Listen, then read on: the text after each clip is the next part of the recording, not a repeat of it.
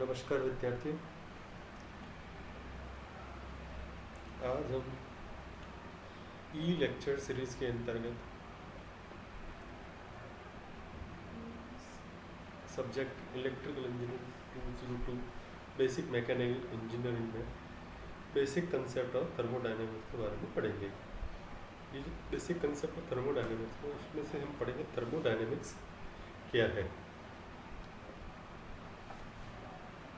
मैं पंकज बोरा, प्रवक्ता यांत्रिकी, राष्ट्रीय पॉलिटेक्निक महाविद्यालय राजसमंद से हूँ। आज हम पढ़ेंगे basic concept of thermal engineering.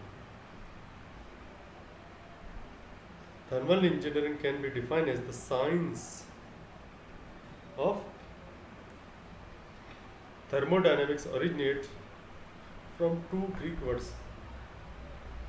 Thermodynamic जो है वो दो ग्रीक वर्ड से स्टार्ट होती है। पहला theme which is the heat energy and second is the dynamics which is the motion और power. So the subject of thermodynamics deals with the energy and its transformation. जो thermodynamics है वो deal करता है energy और उसके transformation पर, which includes heat, work and physical properties of substances, which include heat, work and physical properties of substances. It also deals with thermodynamic equilibrium and feasibility of processes. ये thermodynamic equilibrium और feasibility of process से भी deal करता है। Thermodynamic can be considered as a branch of both science and engineering. Thermodynamics को हम consider करते हैं साइंस और इंजीनियरिंग की ब्रांच से। It is a science because it deals with fundamental concept. ये एक साइंस है क्योंकि यह फंडामेंटल कंसेप्ट से डील करती है। It is engineering because this science is applied to design and analyses various convergent system. So the thermodynamic applies to a wide variety of topics in science and engineering. Science से है क्योंकि basically deal करती है heat, temperature, pressure, और engineering application है उसकी heat, thermal heat, temperature, pressure से हम इसकी जो एप्लीकेशन है power plant, thermal power plant हो गया, हमारा इंटरनल कंबशन इंजन हो गया, रेफ्रिजरेटर हो गया, हीट एक्सचेंजर हो गया, रेडिएटर हो गया।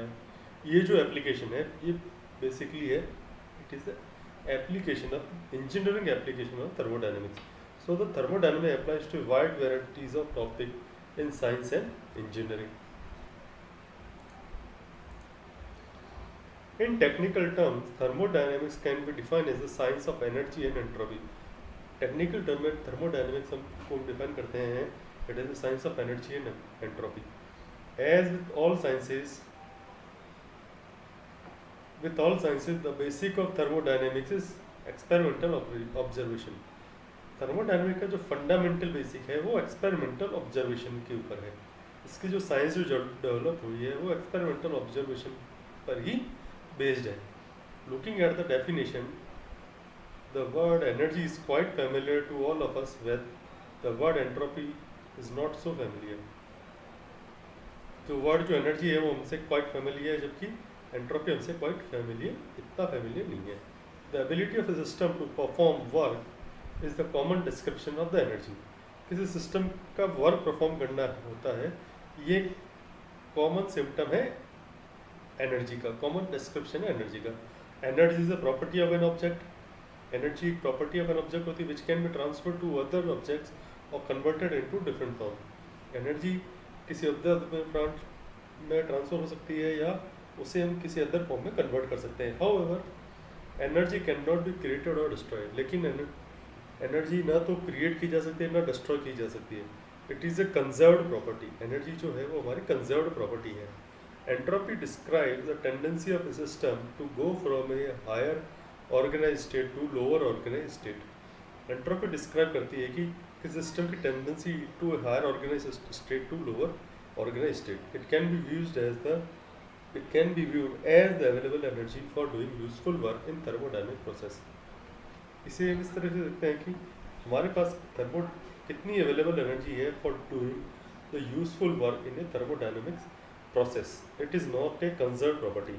एंट्रोपी जो है वो कंजर्व प्रॉपर्टी नहीं है, जबकि एनर्जी जो है वो कंजर्व प्रॉपर्टी है। In short the thermodynamics relate heat and work transfer. जो थर्मोडायनेमिक्स है वो हीट और वर्क ट्रांसफर को रिलेट करती है। It provides an understanding of the nature and degree of energy transformation. ये प्रोवाइड करती है एक अंडरस्टैंडिंग देती है nature and the degree of energy transformation, उसकी एनर्जी ट्रांसफॉर्मेशन की प्रकृति क्या है, नेचर क्या है, और उसका लेवल ऑफ इंटरेक्शन या ट्रांसफॉर्मेशन कितना है। So the thermodynamics is mainly concerned with energy conservation devices, which is engines and the machines. Such devices can only be driven by convertible energy. ये जो devices हैं ये convertible energy के द्वारा ही चल सकते हैं.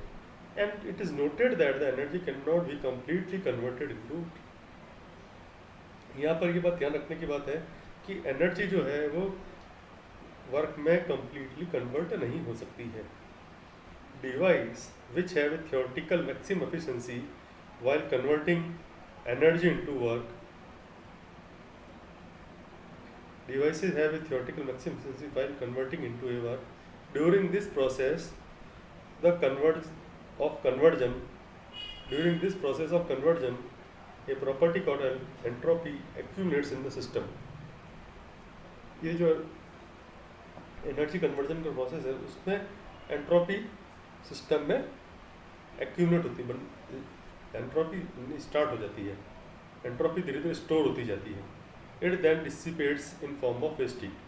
और ये जो है एंट्रोपी वेस्ट हीट के रूप में सिस्टम से डिसिपेट होती है.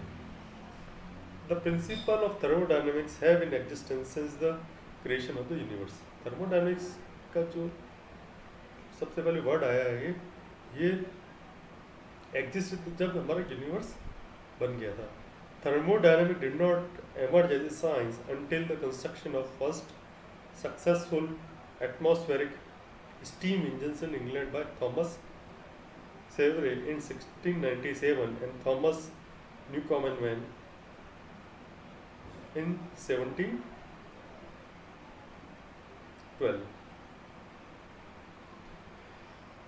थर्मोडायनेमिक्स जो है वो तब तक एज ए साइंस डेवलप नहीं हुआ था, इमर्ज नहीं हुआ था, जब तक कि हमारा first successful steam engine England में थॉमस सर्वे और थॉमस न्यूकैमन के द्वारा नहीं बनाया गया था. ये जो डेवलपमेंट हुए थे 1697 और 1712 में हुए थे. These engines were very slow and inefficient but they open the way for the development of a new science called the thermodynamics. ये जो इंजन जो थॉमस ब्रदर्स के द्वारा बनाए गए थे, ये जो थे इंजन बहुत ही स्लो थे और इनएफिशिएंट थे, लेकिन इन दोनों इंजन के इन्वेंशन ने हमारे थर्मोडायनेमिक्स के डेवलपमेंट का पाथ डेवलप कर दिया. थर्मोडायनेमिक्स का जो डेवलपमेंट है वो इसी से स्टार्ट हुआ है. थर्मोडायनेमिक्स इन्हीं दो इंजन की वजह से इमर्ज हुई. The first thermodynamic text book was written by 1859 by William Rankine. जो पहली थर्मोडायनेमिक्स जो टेक्स्ट बुक लिखी थी वो विलियम रैनकाइन लिखी थी 1859 में, a professor of the university of Glasgow, जो कि एक यूनिवर्सिटी ऑफ ग्लासगो में प्रोफेसर थे in United Kingdom. So thermodynamics is a simple and easy subject if you understand the fundamental concept. Thermodynamics बहुत एक सिंपल इजी सब्जेक्ट है अगर हम इसके फंडामेंटल कंसेप्ट को समझें. And this chapter is intended to help you to understand the basic concept and also explain its application to engineering equipments. So both basic and applied thermodynamics are covered in the book, and the details are from the fundamentals. Thermodynamics has a few fundamental laws and principles. उसके कुछ few fundamental law और principle हैं. These laws can be applied to a wide range of problems. ये जो law हैं wide range of problem में apply कर सकते हैं. Thermodynamics is core to all branches of engineering and allows understanding of the mechanism of energy conversion. Thermodynamics सभी branches की core branch है और allows understanding of the mechanism of energy conversion. It is next to impossible to identify any area where there is no interaction in terms of energy and matter. It is a science having its relevance in energy occupation. Scientists are interested in gaining a fundamental understanding of the physical and chemical behavior of fixed quantities of matter at rest. Scientists or engineers, scientists in general interest in fundamental understanding of the physical and chemical behavior of fixed quantities of matter at rest. They use the principle of thermodynamics to relate to properties of matter. ये generally use करते हैं principle of thermodynamics to relate to the properties of matter. On the other hand, engineers are generally interested in studying the system and the interaction with the surroundings. Thermodynamics can be divided into classical thermodynamics and statical thermodynamics. Thermodynamics, classical statical thermodynamics में के रूप में पढ़ी जाती है. इन engineering system analysis classical thermodynamics is employed. Engineering system analysis में हम generally use करते हैं क्लासिकल थर्मोडायनामिक सिस्टम को. So the thermodynamics is of interest to students of all branches of engineering. In fact, it is useful to entire humankind as it deals with the most basic processes occurring in the nature. Basic concept to understand. Thermodynamics को study करने कौन से basic concept है जो हमें study करने होते हैं. Every science has a unique vocabulary associated with it, and thermodynamics no exception. कोई भी साइंस होती है उसकी यूनिक वोकेबलरी होती है, उससे एसोसिएटेड होती है, और थर्मोडायनामिक भी उसी में से एक है. Precise definition of the basic concept forms a sound foundation for the development of science and prevents possible misunderstandings. Accurate definition of basic concept एक साउंड फाउंडेशन बनाती है थर्मोडायनामिक को समझने के लिए और समझने के लिए. In order to understand the subject, to start with, किसी थर्मोडायनामिक्स समझने के लिए the reader should be able to appreciate the basic concept of the following. हमें कुछ बेसिक कंसेप्ट या को अडॉप्ट करना होता है. पहला, the dimension and the units that we will come across in thermodynamics. Dimension और यूनिट्स जो कि हम थर्मोडायनामिक्स में यूज करते हैं. The definition of the system surrounding and the boundary. System की definition system surrounding and boundary. Thermodynamic property, state, path, process and cycles. Thermodynamic equilibrium. The basic of force, pressure, volume and temperature. The various pressure measuring and temperature measuring devices. And the zeroth law of thermodynamics. ये जो basic हैं इनको हमें अच्छे से study करनी पड़ेगी और अच्छे से ग्रेस्प करना पड़ेगा, इनको अच्छे से अंडरस्टैंड करना पड़ेगा ताकि हम थर्मोडायनामिक्स को समझ सकें. अब थर्मोडायनामिक्स को हम किस तरह से स्टडी करते हैं. जनरली दो अप्रोचेस यूज करते हैं थर्मोडायनामिक्स स्टडी करने के लिए, मैक्रोस्कोपिक और microscopic. Study of thermodynamics can be taken either from a macroscopic और microscopic point of view. Thermodynamics study करते हैं मैक्रोस्कोपिक और माइक्रोस्कोपिक पॉइंट ऑफ व्यू से. The macroscopic approach to thermodynamics deals with the gross or overall behavior of the system, and this is called the classical thermodynamics. जो macroscopic approach है thermodynamics वो classical approach कहलाती है. ये जो है system का ग्रॉस और ओवरऑल बिहेवियर को स्टडी करती है. The structure of the matter at the molecule atomic and sub atomic levels are not considered in classical thermodynamics. किसी मैटर का मॉलिक्यूलर स्ट्रक्चर कैसा है, उसका सब एटॉमिक लेवल कैसे हैं, ये सारे हम क्लासिकल थर्मोडायनामिक्स में कंसिडर हम उसका ग्रॉस और ओवरऑल बिहेवियर पढ़ते हैं. It allows important aspect of system behaviour to be evaluated from the observation of the overall system. ये अलाउ करता है general important aspect of system behaviour to be evaluated which is evaluated from the observation of the overall system. Microscopic approach. The microscopic approach to thermodynamics deals with the structure of the matter. The microscope जो thermodynamics है वो generally deal करती है matter के structure से, and this is called the statical thermodynamics. ये कहलाती है statical thermodynamics. The objective of the statical thermodynamics is to characterise the average behaviour of the particles by statical methods.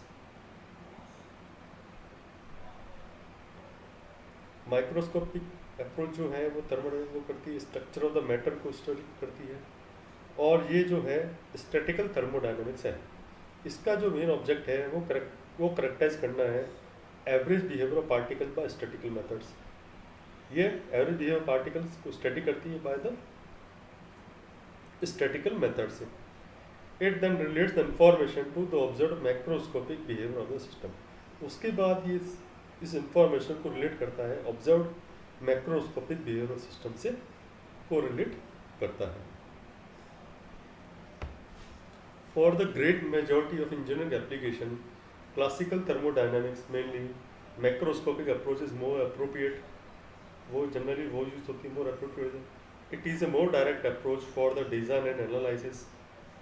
ये बहुत ही direct approach है design analysis के लिए. Further, it involves far fewer mathematical complication. और इसमें mathematical complications थोड़ी कम होती है. For these reasons, the macroscopic viewpoint is generally adopted in our course and in our book. What it means is relatively